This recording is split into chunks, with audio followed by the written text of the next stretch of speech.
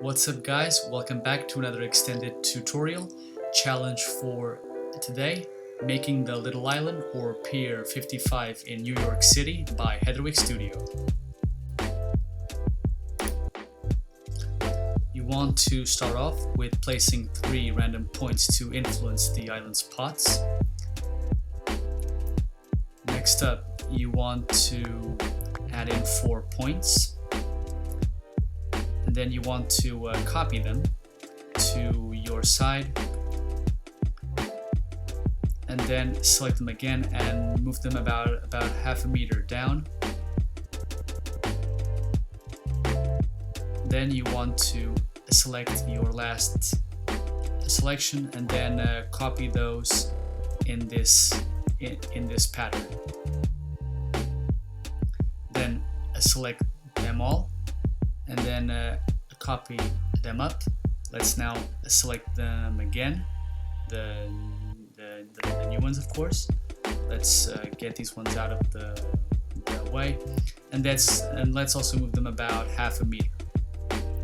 Okay, and now let's copy them and replicate this array pattern. Let's select them all, and now let's rotate them to better fit the grid. And that's how you make a Cairo pentagon pattern. Next up, let's make a surface slightly bigger than our points. Let's bring it up a bit, and now let's activate their points, simply rebuilding them first. Then let's pick up on the corner points like that, and then let's move them up slightly. Okay, and now we can play around a bit and move them as we want to give our desired shape. Up and down. Okay.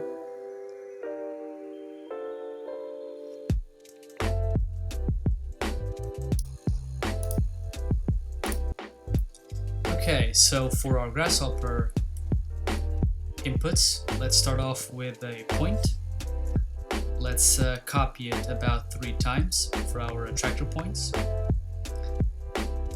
And now let's add in a surface as well. Let's align them nicely, give it some space here. Okay, so let's start off by assigning our points in our grid system. Then let's assign our surface. And now, one by one, let's assign our attractor points, which are laid out in distance, like so. Now let's group our components. Let's name it in inputs. Okay.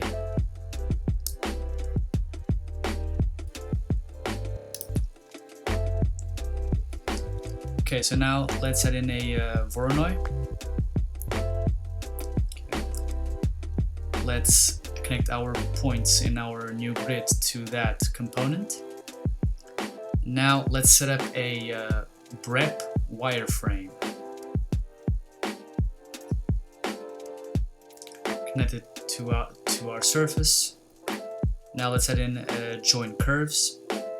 We want these to be joined at the edges. Next up, let's add in a project so that we can project them to the ground.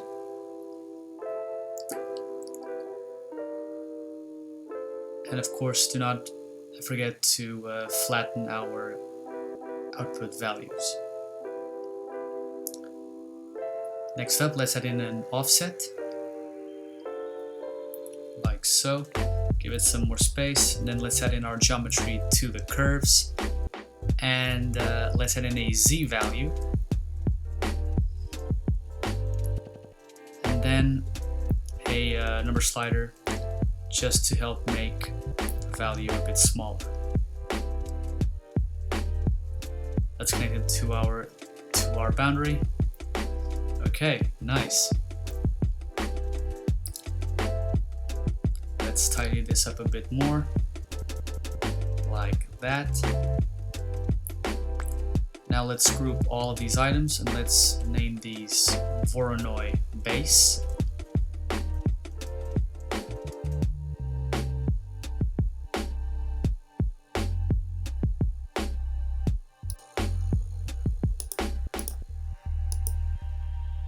Okay, now let's set up a distance component. Let's connect our grid of points to the A input and one of our attractors to the B input. And of course, don't forget to flatten the A input. Let's copy this component 2 more times and connect the other points in the same fashion. Just put a bit more of order in here, like so. Now let's add in a extremes component, and we want to add our distances into it.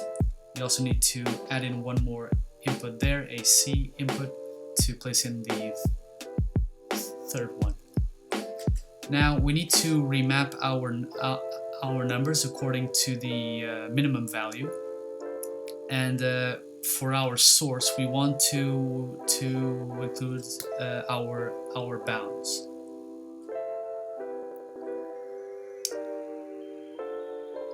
Okay.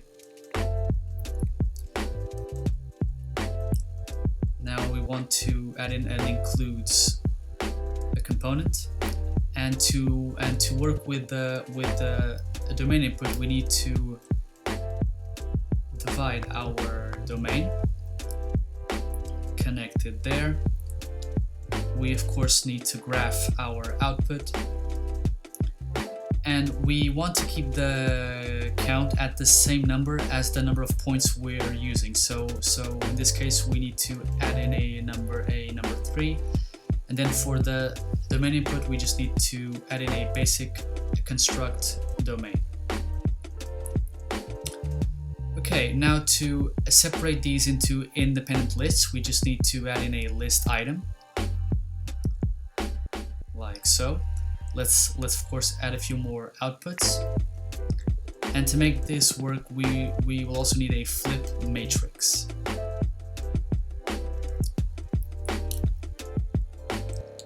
Alright, okay, so this is the second group. I'm gonna name this one point distances, like that.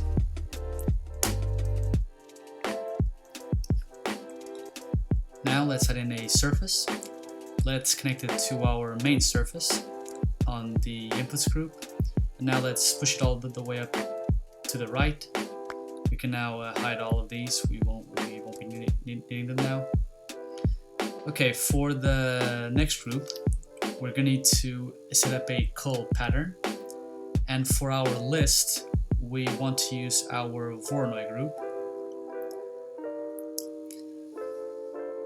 And to remove certain elements, we now need to connect it to our previous divided list, and of course flatten those values. Okay, nice.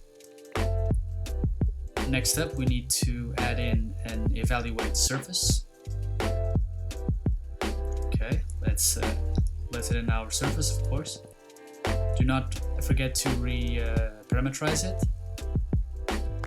Now let's add in an MD slider so that we can move our evaluation point freely around this surface, as you can see here.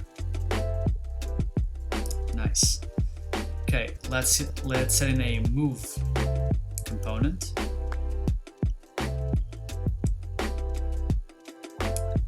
Let's add in a Z value, and also a number slider with a value at around 0.3.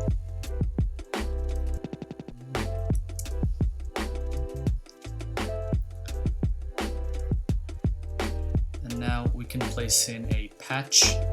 Let's add in the move geometry to our points, and our surface at the back to our curves. Okay, let's now try and simply tidy this up a bit more, shrink the MD slider. Okay. And now let's add in a project.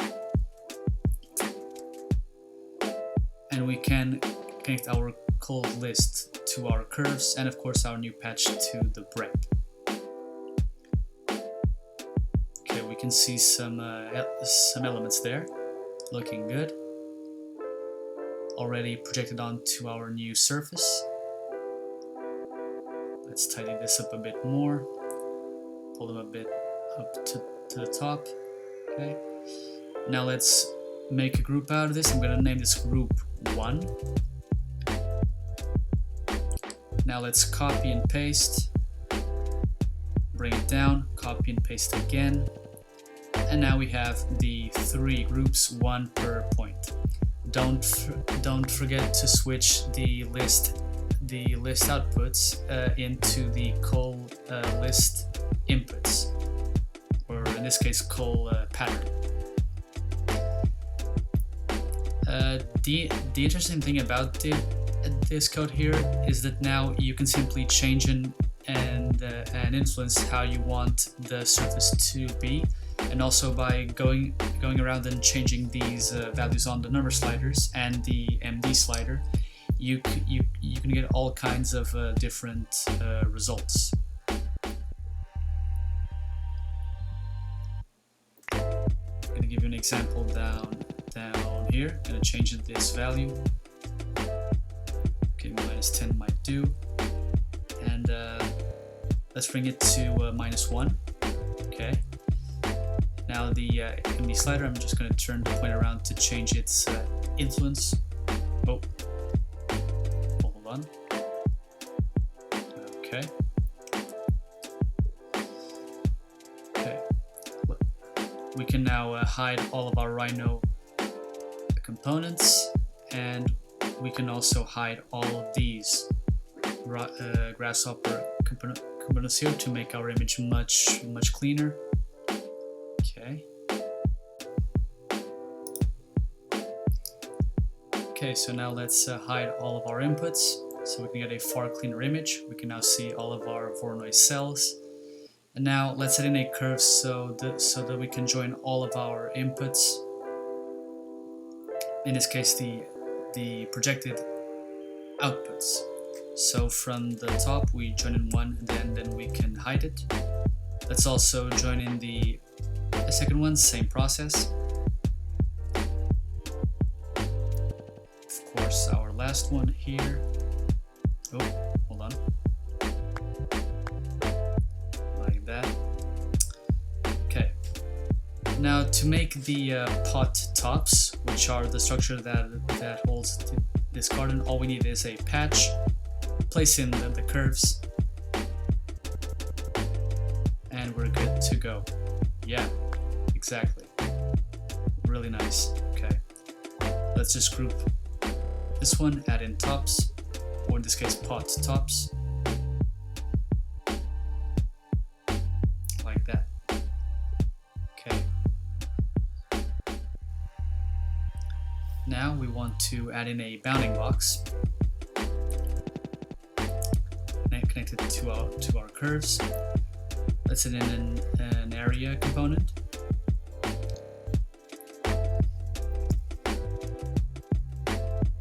Oh, okay. So that we can get our centroids. And now let's add in a move. Oh, actually we want to place the centroid, not the area. Of course, let's add in a Z value and a number slider. Well, actually we need to add in a negative first. Then yes, a number slider.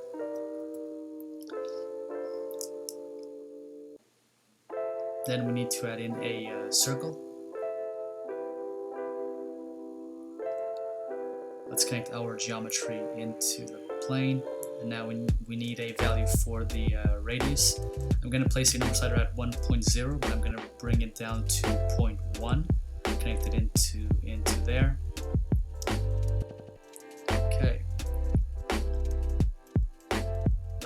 course graph these elements.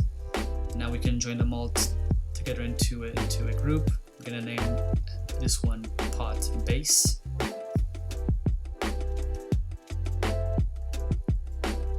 Let's hide all these elements to get a cleaner view.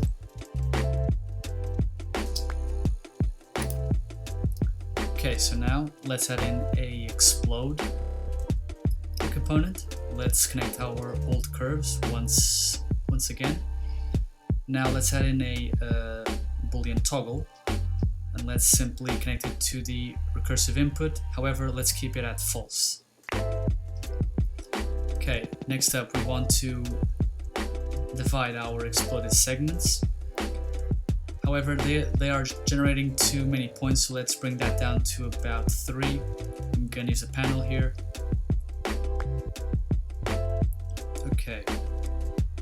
Now we want to use a trim tree to reduce some of our latest branches in our code. Let's bring this up a bit to the front, tidy everything up. Now let's add in a curve closest to point. Let's add in our tree output to the point and the circles from the pot base into the curve input. Next up, let's add in a line, and we can now connect our points from the 2 latest inputs. And now we have the first sight of what our pots will look like. Let's divide these curves. Once again, add a value at about 3. I'm going to place it with a number slider because you can change this value later if you want to. Okay, and now we can group all of these, and I'm going to name these pot points. Do not forget to hide those, like that. And now, yes, you can simply name them in pot points. Okay. Okay, so now let's add in a range, and let's put in the number slider's value into our step. Let's add in a graph mapper, and let's choose the graph type as a Bezier, and we'll come back in a few seconds to change this so that you can see the effect. Let's add in a Z value, which will be the axis we wanted to affect. Don't forget to group these components. I'm going to name them pot profile. And now to join them, we're going to need a move component, and we want to join in our z-axes on the motion and our previous points on the geometry. We can now hide these. We're beginning to see something, but not much yet. So now let's add in an interpolate to get in all of our points onto a curve, like that. Okay. And if we go back to our graph mapper and we change the values, I'm going to show you the best value I got out of this, and change with these points here. You can see how the pots start to take in their shape. Of course, you can play a bit more with this if you want. Now let's add in a trim tree so that we can reduce some of our code's branches. A shift list, which is what we're going to need for our ruled surface. Let's add in a wrap, and let's change the toggle to true. And of course, our ruled surface to unite all of these curves. Curve A and curve B. And lo and behold, we can now see our curves. In this case, our pots. Of course, do not forget to hide your previous components. And for this group, I'm going to call it simply final pots. Okay, and there you have it. This is our pots design. Now let's move on to the last part, our columns. Okay, now for our columns, let's come down here, and let's write in a construct point, which will serve as the as one of our components for our next bounding box. In this case, you want to join the pots, the curves that form the pots with this point to get a bounding box that connects them all with the floor plane. Of course, do not forget to click in union box, and of course flatten the content input. And then when you join in that point, your box will now most definitely touch the ground. Okay, now we want to add in a project point. And in this case, we want to use the box as our geometry input. And we also want to use the points from one of our previous groups to push them all the way down to the ground plane. Next, we add in a project, and we add in our points as the plane and the circles as the geometry. Okay. And now to make our columns, we need to unite them using a ruled surface, just like we did in the previous group. And there you have it, our columns. Let's group these up. Of course, make sure you leave the last component visible, and let's name these simply columns. Okay, nice. We are nearly done. Let's check out our design. Yep, nearly complete. Okay, and for our last group, we're going to add in a brep join, and we want to connect the only output from the pot tops, and then we can hide it. We also want to connect the last component from our columns. Oh, hold on. You can escape sometimes. Okay. And now as we push this out to the very end, we can now join it to our ruled surface on the final pots. And let's also take the time to give it a bit of color. I'm gonna add in a custom preview. Let's connect it to our breps. And for the color, let's add in a color swatch. I'm gonna place this one at about yellow. You can place in 50 of the value on the hue and then push it to the left. Connect it into the custom preview, group them up. I'm just going to write in result up here, like so. Okay, and that's the full tutorial, the extended version on how to make the little island by Thomas Heatherwick. Do not forget to like, share, and subscribe.